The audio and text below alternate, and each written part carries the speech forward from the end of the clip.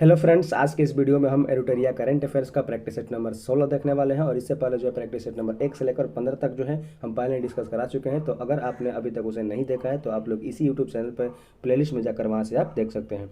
और अगर आप किसी भी एग्जाम्स की तैयारी करते हैं जिसमें से कि जीके जीएस का प्रश्न पूछता है, उन सभी के लिए ये करंट का वीडियो जो है बहुत ही फायदेमंद होने वाला है। तो आप लोग इस वीडियो को जो है पूरा अंत तक वॉच कीजिएगा और मेरी बातों को जो है ध्यानपूर्वक सुनिएगा, तभी आप लोग को जो है ये प्रश्न जो है यहीं पर याद होने वाला है।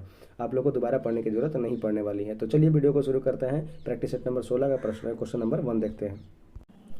क्वेश्चन नंबर 1 में दिया गया है कि प्रोजेक्ट स्ट्रॉबेरी का संबंध किससे है। तो इसका राइट आंसर होगा option number B, open AI की एक गुप्त परियोजना से संबंधित है प्रोजेक्ट स्ट्रॉबेरी। प्रोजेक्ट स्ट्रॉबेरी का संबंध जो है ओपन एआई की गुप्त परियोजना से है। चलिए अगला प्रश्न देखते हैं, क्वेश्चन नंबर 2।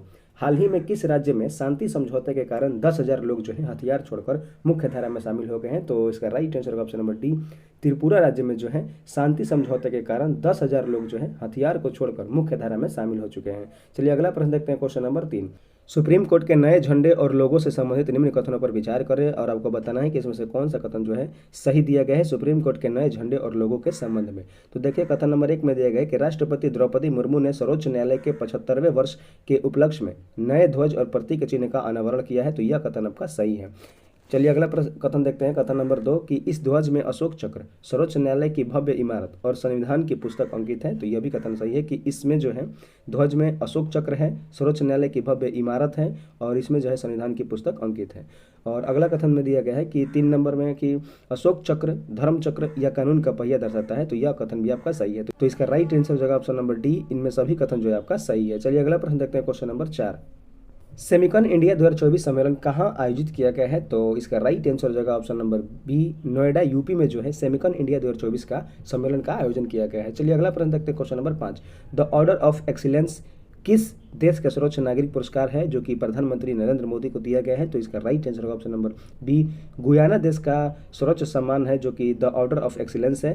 इसको जो है पीएम नरेंद्र मोदी को दिया गया है। चलिए अगला प्रश्न देखते हैं, क्वेश्चन नंबर 6। क्वेश्चन नंबर 6 में दिया गया है कि केंद्रीय मत्स्य पालन और डेयरी मंत्री राजीव रंजन सिंह ने जो है आईसीएआर के केंद्रीय मीठा जल जलीय कृषि संस्थान से किस मोबाइल ऐप को लॉन्च किया है। तो इसका राइट आंसर होगा ऑप्शन नंबर सी, रंगीन मछली। यानी कि केंद्रीय मत्स्य पालन और डेयरी मंत्री जो है राजीव रंजन, इनको उर्फ ललन सिंह भी कहा जाता है, जिन्होंने जो है आईसीएआर केंद्रीय मीठा जल जलीय कृषि संस्थान के लिए रंगीन मछली ऐप का लॉन्च किया है। चलिए अगला प्रश्न देखते हैं, क्वेश्चन नंबर 7। स्वच्छ वायु सर्वेक्षण 2024 10 लाख की आबादी वाले में कौन सा शहर जो है शीर्ष पर है। तो इसका राइट आंसर होगा ऑप्शन नंबर डी, सूरत जो है शहर स्वच्छ वायु सर्वेक्षण 2024 में शीर्ष स्थान पर है 10 लाख आबादी वाले शहरों में। चलिए अगला प्रश्न देखते हैं, क्वेश्चन नंबर 8।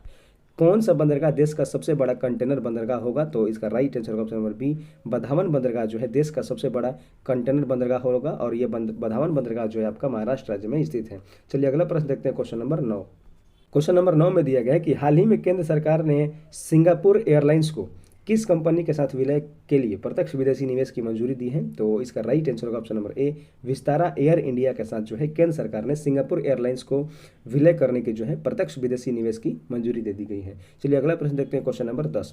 डीआरडीओ के द्वारा सफलतापूर्वक प्रक्षेपित अग्नि 4 मिसाइल से संबंधित कथनों पर विचार करना है और आपको बताना है कि कौन सा कथन जो है इसमें से असत्य यानी गलत कथन की पहचान करना है, कौन सा कथन जो है गलत दिया गया है। तो देखिए, कथन नंबर 1 में दिया गया है कि यह परमाणु क्षमता से लैस सतह से सतह मार करने वाली बैलिस्टिक मिसाइल है। तो यह कथन सही है कि जो अग्नि 4 मिसाइल है सतह से सतह मार करने वाली मिसाइल है।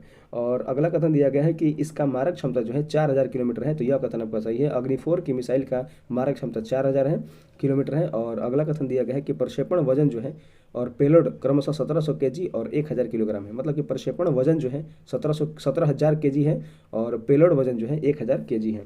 तो इसका राइट आंसर होगा ऑप्शन नंबर डी, इनमें से कोई नहीं, यानी कि असत्य कथन पूछा है तो आपका इनमें से कोई नहीं आंसर हो जाएगा क्योंकि तीनों कथन जो है आपका सही है। चलिए अगला प्रश्न देखते हैं, question number 11। National one health mission के तहत महामारी की तैयारियों का आकलन करने के लिए राजस्थान के किस जिले में विषाणु युद्ध अभ्यास आयोजित किया गया है। तो इसका राइट आंसर होगा option number C, Ajmer Rajasthan में जो है नेशनल वन हेल्थ मिशन के तहत महामारी की तैयारियों के आकलन करने के लिए राजस्थान के अजमेर में जो है विषाणु युद्ध अभ्यास आयोजित किया गया है। चलिए अगला प्रश्न देखते हैं, क्वेश्चन नंबर 12।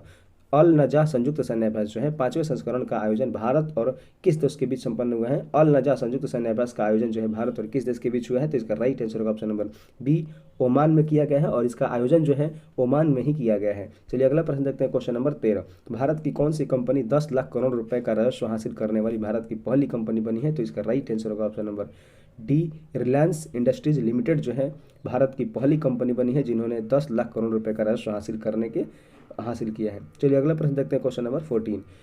भारत का पहला संयुक्त कमांडर सम्मेलन कहाँ आयोजित किया गया है? तो इसका राइट आंसर होगा ऑप्शन नंबर ए, लखनऊ में जो है भारत का पहला संयुक्त कमांडर सम्मेलन का आयोजन किया गया है और इसकी अध्यक्षता जो है हमारे रक्षा मंत्री राजनाथ सिंह ने जो है इसकी अध्यक्षता किया है। चलिए अगला प्रश्न देखते हैं, क्वेश्चन नंबर 15।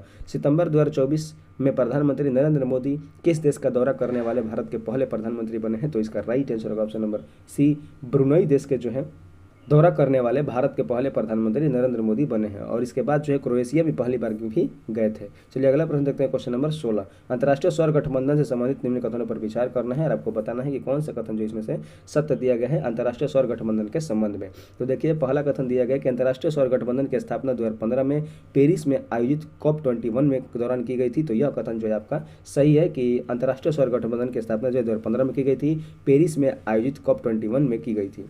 अगला कथन दिया गया है कि 100वां सदस्य जो है पैराग्वे बना है, तो यह कथन आपका सही है और 101वां सदस्य जो है नेपाल बना है, तो यह भी कथन आपका सही है। तो इसका राइट आंसर होगा ऑप्शन नंबर डी, इनमें सभी कथन जो है आपका सही है। देखिए हम क्वेश्चन और आंसर को 2 से 3 बार इसलिए रिपीट कर रहे हैं ताकि आप लोग को क्वेश्चन और आंसर जो है यहीं पर याद हो जाए, आप लोग को दोबारा कहीं भी वीडियो देखने की या बुक से पढ़ने की जरूरत नहीं पड़े। तो आप लोग बस वीडियो को पूरा अंत तक वॉच कीजिएगा और वीडियो को जो है पूरा ध्यानपूर्वक सुनिएगा। तो चलिए अगला प्रश्न देखते हैं, क्वेश्चन नंबर 17। क्वेश्चन नंबर 17 में दिया गया कि हाल ही में किस अफ्रीकी देश में दुनिया का दूसरा सबसे बड़ा हीरा 2492 कैरेट का खोजा गया है? तो इसका राइट आंसर होगा ऑप्शन नंबर बी, बोत्सवाना, जो कि अफ्रीकी देश है और इसका जो है दुनिया का दूसरा सबसे बड़ा हीरा 2492 कैरेट का खोजा गया है और बोत्सवाना की राजधानी जो है गैबोरोन है। चलिए अगला प्रश्न देखते हैं, क्वेश्चन नंबर 18। टाइम मैगजीन के द्वारा विश्व के सबसे अच्छे कंपनियों की 2024 की सूची में किसे शीर्ष स्थान मिला है? तो इसका राइट आंसर होगा ऑप्शन नंबर ए, एप्पल को जो है टाइम मैगजीन के द्वारा विश्व के सबसे अच्छे कंपनियों की 2024 की सूची में जो है शीर्ष स्थान मिला है। चलिए अगला प्रश्न देखते हैं, क्वेश्चन नंबर 19। राष्ट्रीय साक्षरता दिवस कब मनाया गया है? अंतर्राष्ट्रीय साक्षरता दिवस जो है आपको कब मनाया जाता है, इसका आपसे पूछा गया है कि अंतर्राष्ट्रीय साक्षरता दिवस कब मनाया जाता है। तो इसका राइट आंसर होगा ऑप्शन नंबर सी, 8 सितंबर को जो है अंतर्राष्ट्रीय साक्षरता दिवस मनाया जाता है। चलिए अगला प्रश्न देखते हैं, क्वेश्चन नंबर 20। अंतर्राष्ट्रीय हॉकी फेडरेशन का अध्यक्ष किसे चुना गया है? तो इसका राइट आंसर होगा option number D, Mohammad Tayyab Ikram को जो है अंतर्राष्ट्रीय हॉकी फेडरेशन का अध्यक्ष चुना गया है। चलिए अगला प्रश्न देखते हैं, क्वेश्चन नंबर 21। 18वें ग्रीष्मकालीन पैरा ओलंपिक का आयोजन जो है 2028 में किस शहर में किया जाएगा? तो इसका राइट आंसर हो जाएगा option number B, Los Angeles USA में जो है 18वां ग्रीष्मकालीन पैरा ओलंपिक का आयोजन 2028 में किया जाएगा। चलिए अगला प्रश्न देखते हैं, क्वेश्चन नंबर 22। भारत के किस लेखक को अंग्रेजी भाषा में लिखी गई लघु कथा 9 यार्ड साड़ीज जो है 9 यार्ड साड़ीज के लिए सिंगापुर साहित्य पुरस्कार मिला है? तो इसका राइट आंसर होगा option number B, Prashanti Ram को जो है इनकी लघु कथा का नाम है 9 यार्ड साड़ीज, इनके लिए जो है सिंगापुर साहित्य पुरस्कार इनको दिया गया है। चलिए अगला प्रश्न देखते हैं, क्वेश्चन नंबर 23। शहरी शासन सूचकांक 2024 में किस राज्य ने शीर्ष स्थान हासिल किया है? तो इसका राइट आंसर होगा ऑप्शन नंबर ए, केरल राज्य जो है शहरी शासन सूचकांक 2024 में शीर्ष स्थान हासिल किया है। चलिए अगला प्रश्न देखते हैं, क्वेश्चन नंबर 24। किस राज्य ने नीलगाय और जंगली सुअर के आतंक से निजात पाने के लिए उन्हें मारने की अनुमति देने का फैसला किया है? तो इसका राइट आंसर हो जाएगा ऑप्शन नंबर सी, बिहार राज्य ने जो है नीलगाय और जंगली सुअरों के आतंक से निजात पाने के लिए उन्हें मारने की अनुमति देने का फैसला किया है। चलिए अगला प्रश्न देखते हैं, क्वेश्चन नंबर 25। कौन से देश सूखे के बाद तीव्र भूखमरी का सामना कर रहे समुदायों को भोजन उपलब्ध कराने के लिए 200 हाथियों को मारने की योजना बनाया है? तो इसका राइट आंसर होगा ऑप्शन नंबर डी, जिम्बाब्वे देश जो है सूखे के बाद तीव्र भूखमरी का सामना कर रहे समुदायों को भोजन उपलब्ध कराने के लिए 2000 हाथियों को मारने की योजना बना रहा है। देखिए जिम्बाब्वे में जो है भूखमरी बहुत ज़्यादा बढ़ रही है, उसके लिए जो है हाथियों को मारने की अनुमति दी गई है। चलिए अगला प्रश्न देखते हैं, क्वेश्चन नंबर 26। हाल ही में किस देश ने पेजर हमला हुआ है जो कि जिसमें 9 लोग मारे गए हैं और 3000 लोग जो है घायल हो चुके हैं? तो इसका राइट आंसर होगा ऑप्शन नंबर बी, लेबनान में जो है पेजर हमला हुआ है और जिसमें से 9 लोग मारे गए हैं और 3000 लोग जो है घायल हो चुके हैं। चलिए अगला प्रश्न देखते हैं, क्वेश्चन नंबर 27।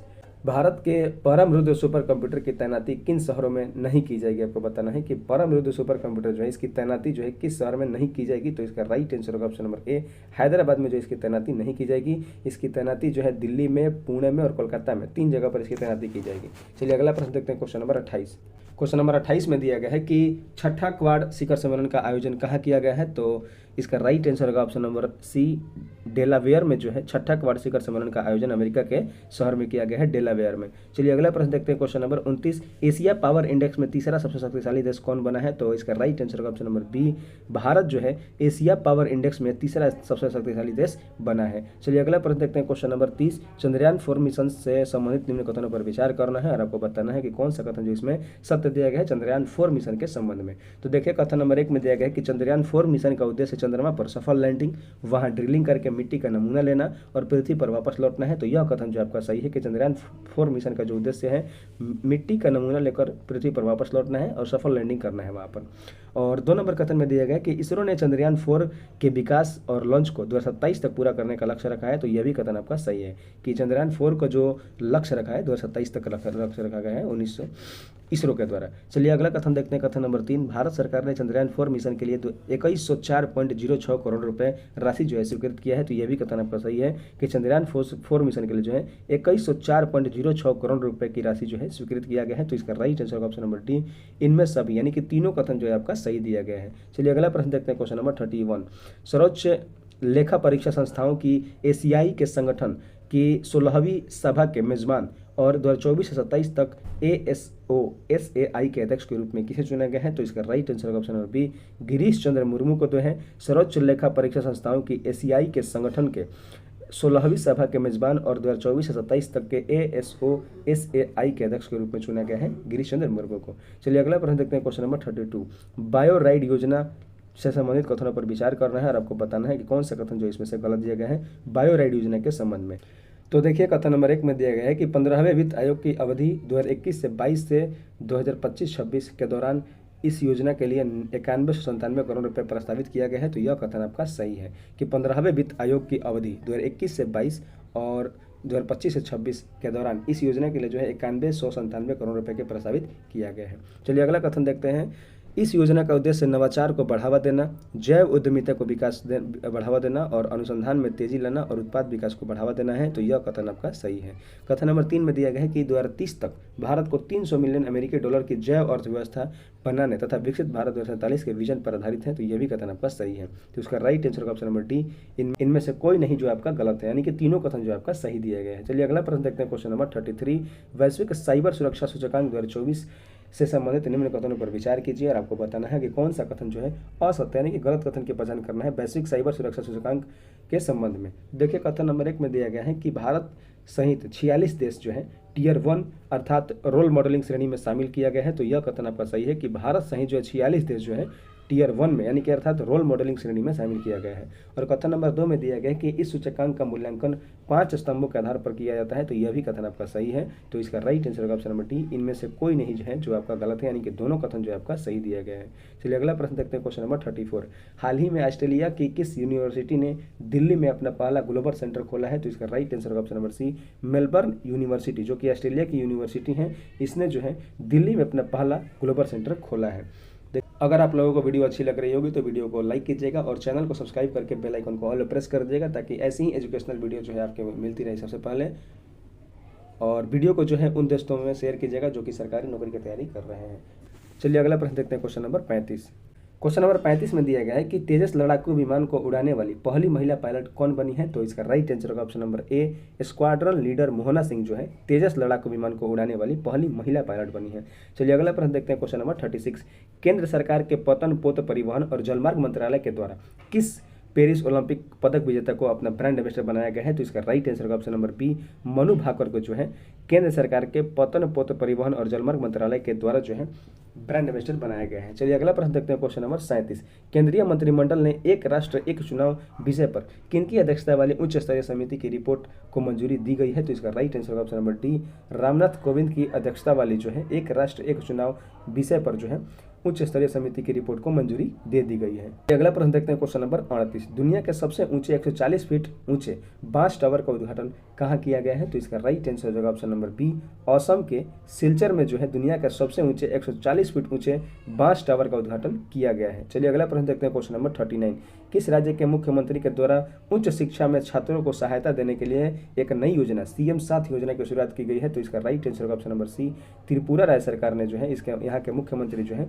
उच्च शिक्षा में छात्रों की सहायता देने के लिए एक नई योजना सीएम साथ योजना की शुरुआत किए हैं।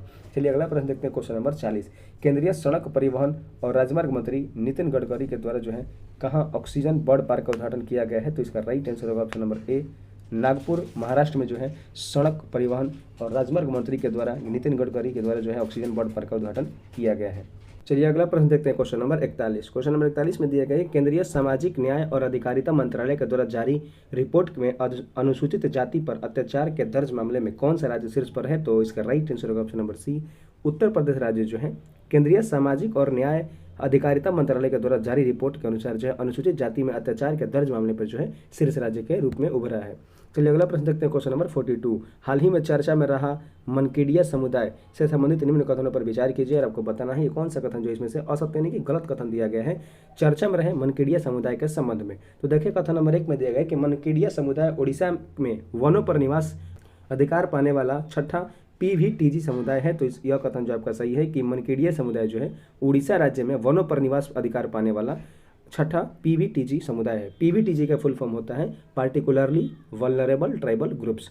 और अगला कथन दिया गया है कि देश में सूचीबद्ध PVTG समूहों की सर्वाधिक संख्या उड़ीसा में है जो कि 13 है। तो यह भी कथन आपका सही है कि देश में सूचीबद्ध PVTG समूहों की संख्या जो है सर्वाधिक संख्या उड़ीसा में है। चलिए अगला कथन दिया गया है कि गृह मंत्रालय के द्वारा 75 जनजातीय समूहों को PVTG के रूप में वर्गीकृत किया गया है। तो यह भी कथन आपका सही है कि 75 जनजातीय समूहों में PVTG को वर्गीकृत किया गया है गृह मंत्रालय के द्वारा। तो आपसे पूछा गया था इनमें से कौन सा कथन असत्य है? तो इसका right answer option number D, इनमें से कोई नहीं, यानी कि तीनों कथन जो है आपका सही दिया गया है। चलिए अगला प्रश्न देखते हैं, क्वेश्चन नंबर 43।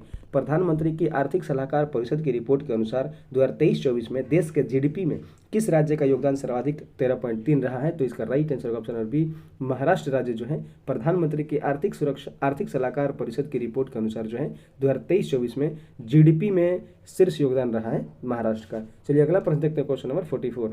क्वेश्चन नंबर 44 में दिया गया है कि स्पेसएक्स के द्वारा किस मिशन को लॉन्च किया गया है जिसका उद्देश्य दुनिया की पहली निजी स्पेस वॉक करना है? तो इसका राइट आंसर होगा option number C, Polaris Dawn mission का जो है स्पेसएक्स के द्वारा जो है लॉन्च किया गया है और इसका उद्देश्य जो है दुनिया का पहला निजी स्पेस वॉक करना है। चलिए अगला प्रश्न देखते हैं, क्वेश्चन नंबर 45। हाल ही में समलैंगिक विवाह को कानूनी मान्यता प्रदान करने वाला दक्षिण पूर्व एशियाई देश कौन बना है पहला नंबर पर? तो इसका राइट आंसर ऑप्शन नंबर ए, थाईलैंड देश जो है समलैंगिक विवाह को कानूनी मान्यता देने वाला प्रथम दक्षिण पूर्व एशियाई देश बना है। चलिए अगला प्रश्न देखते हैं, क्वेश्चन नंबर 46। बौद्धिक संपदा संगठन WIPO द्वारा जारी वैश्विक नवाचार सूचकांक 2024 में संबंध में आपको बताना है कि कौन सा कथन जो है सत्य है बौद्धिक संपदा संगठन के संबंध में। तो देखिए कथन नंबर 1 में दिया गया कि इसमें प्रथम स्थान स्विट्जरलैंड को है। तो ये कथन आपका सही है कि विश्व बौद्धिक संपदा संगठन 2024 में प्रथम स्थान पर स्विट्जरलैंड है। और 2 नंबर कथन में दिया गया है कि भारत जो है 39वां स्थान पर है। तो ये भी कथन आपका सही है कि भारत का स्थान जो है 39वां स्थान है। और अगला कथन दिया गया कथन नंबर 3 में दिया गया है कि WIPO यानी कि WIPO की स्थापना 1967 में हुई थी और इसका मुख्यालय जो जिनेवा में है। तो ये भी कथन आपका सही है। तो इसका right answer option number D, इनमें सभी यानी कि तीनों कथन जो है आपका सही दिया गया है। चलिए अगला प्रश्न देखते हैं, क्वेश्चन नंबर 47। विश्व पर्यटन दिवस कब मनाया जाता है? आपसे पूछा गया है कि विश्व पर्यटन दिवस जो है कब मनाया जाता है? तो इसका right answer option number B, 27 सितंबर को जो है विश्व पर्यटन दिवस मनाया जाता है। चलिए अगला प्रश्न देखते हैं, क्वेश्चन नंबर 48। किस पूर्व निशानेबाज को 4 वर्ष की अवधि 2024 से 28 के लिए एशियाई ओलंपिक परिषद का अध्यक्ष चुना गया है? तो इसका right answer option number C, Raja Randhir Singh को जो है 4 वर्ष की अवधि के लिए 2024 से 28 के लिए जो है एशियाई ओलंपिक परिषद का अध्यक्ष चुना गया है। चलिए अगला प्रश्न देखते हैं, क्वेश्चन नंबर 49। किस देश में आयोजित 45वें चेस ओलंपियाड के इतिहास में पहली बार भारत ने महिला और पुरुष दोनों श्रेणी में जो है स्वर्ण पदक जीता है? तो इसका right answer option number B, Hungary में आयोजित किए गए 45वें चेस ओलंपियाड के इतिहास में पहली बार जो हुआ भारत ने जो है महिला और पुरुष दोनों श्रेणी में जो है स्वर्ण पदक जीता है। चलिए अगला प्रश्न देखते हैं, क्वेश्चन नंबर 50। क्वेश्चन नंबर 50 में दिया गया है कि किस अभिनेता को वर्ष 2022 के लिए Dada Saheb Phalke life time achievement पुरस्कार जो है सम्मानित किया गया है? तो इसका right answer option number B, Mithun Chakraborty को जो है वर्ष 2022 के लिए Dada Saheb Phalke life time achievement पुरस्कार को दिया गया है। तो चलिए इसी के साथ जो है आपका सेट नंबर 16 समाप्त हो चुका है। और अगर आप लोग को वीडियो पसंद आ रही होगी तो वीडियो को जो है लाइक करके चैनल को सब्सक्राइब करके बेल आइकन कॉल प्रेस कर देगा ताकि ऐसी ही एजुकेशनल वीडियो आप सभी को मिलती रहे सबसे पहले। और वीडियो को जो है ज़्यादा से ज़्यादा अपने दोस्तों में शेयर कीजिएगा ताकि वो भी लोग जो है अपने करंट की तैयारी को जो है बेहतर कर सकें। तो चलिए मिलते हैं नेक्स्ट सेट में 17 के साथ, तब तक के लिए धन्यवाद।